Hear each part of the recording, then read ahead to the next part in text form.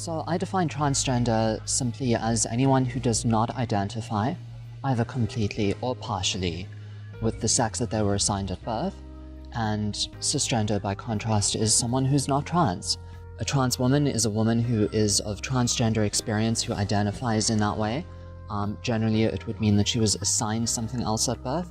Similarly, a trans man is someone who identifies presently as a man, but who is transgender, who is assigned differently at birth. So sexual orientation is who you're attracted to, so who you would like to be in romantic, intimate or sexual relationships with.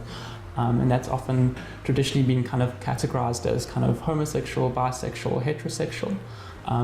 Versus gender identity is how someone experiences themselves, how masculine or how feminine or kind of otherwise, how someone might experience themselves. So the two actually are separate concepts, and one can have multiple gender identities and one can have multiple different sexual orientations, but they don't necessarily influence each other. So of course the disclaimer is that identity and labels are something that people should have agency over and should claim for themselves. It's not something that we can apply to other people.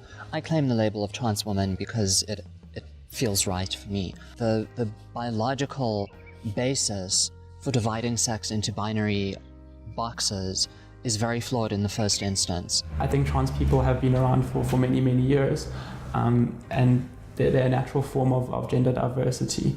There isn't a huge amount of research kind of showing conclusive evidence around kind of what the origins of transgender people are.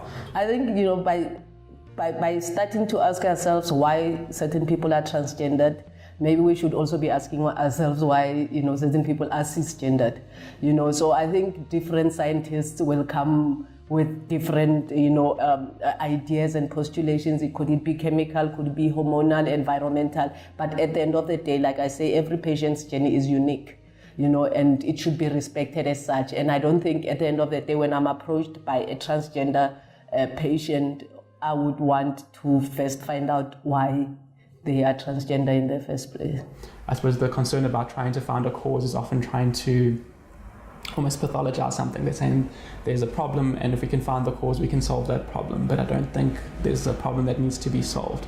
That I think transgender people can live quite happily and healthy in our society if our society can be more open to different forms of gender identity. And I think gender is a problem for all of us. I think kind of even cis men and women often battle with their gender identity or have certain expectations or stereotypes or certain political roles placed on them because of their gender identity. And I think if we can all be more free and understand our gender identity, I think it kind of can lead to a healthier society, but also kind of depathologize gender variance or transgender or gender non-conforming people.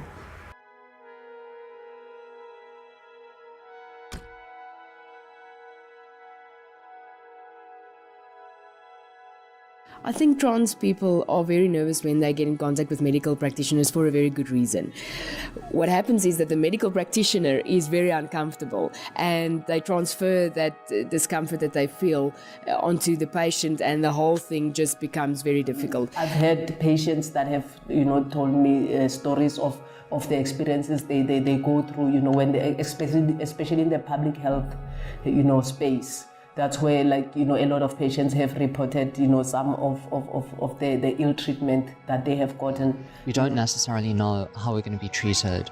We don't know if we're going to be publicly humiliated, if we're going to be dead named, if we're going to be misgendered, if we're going to become the butt of a joke amongst the clinic staff and the healthcare practitioners, if everyone's going to call the rest of the team to come and take a look at this freaky trans person.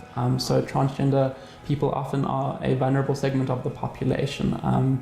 They can experience a lot of stigmatization, a lot of prejudice, a lot of discrimination, and this does lead to particular difficulties. So transgender people are often more at risk for things like depression or anxiety, for things like substance use, often because of transgender people's disempowered status in society, kind of often maybe not being able to access employment, being disowned or not being able to have accommodation with their families. A lot of trans people land up being homeless or land up having to move into things like sex work in order to kind of earn an income, or feel like they just feel very disempowered. All too often that is the experience. A lot of times medical practitioners might even damage us themselves by suggesting interventions like conversion therapy, which we know has been condemned by several professional organizations as not just ineffectual, but also unethical and cruel. Sometimes we might outright be denied access to any kind of healthcare, not even just gender-affirming healthcare, but general healthcare. With health issues that maybe either you might not understand, but you do not have anyone, to approach, or you do not have a friendly environment or place or health services that you can go to, where you can say these are my problems, and you would be managed in a proper way. Those kind of things can cause a lot of anxiety, in the trans people. You need to manage the person holistically, and that involves picking up if they have any emotional issues that they need managed, and doing the right thing.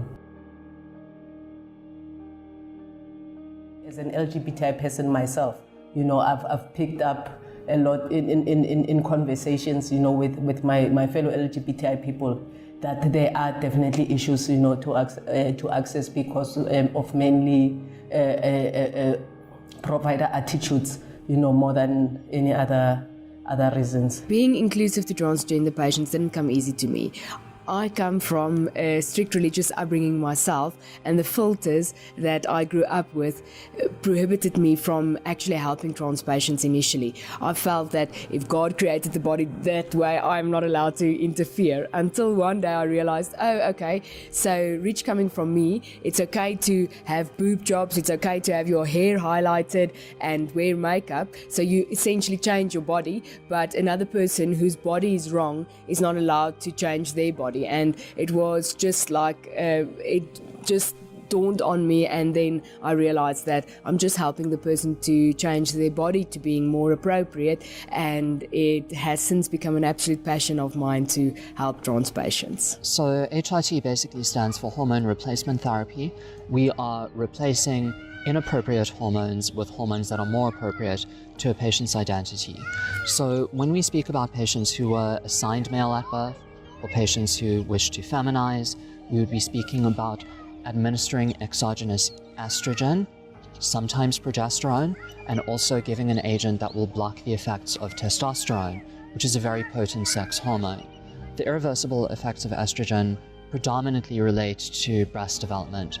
Once breast tissue has grown, it may fluctuate in size, it might get bigger, it might get smaller, but it's not going away without outside interventions. That would mean surgical removal. The reversible effects of estrogen include body fat redistribution, so the development of hips and bum and slimming around the abdomen. That fat basically moves into areas that we would associate with secondary sexual characteristics of cisgender women. Okay, the options that are available for transgender men are testosterone therapy.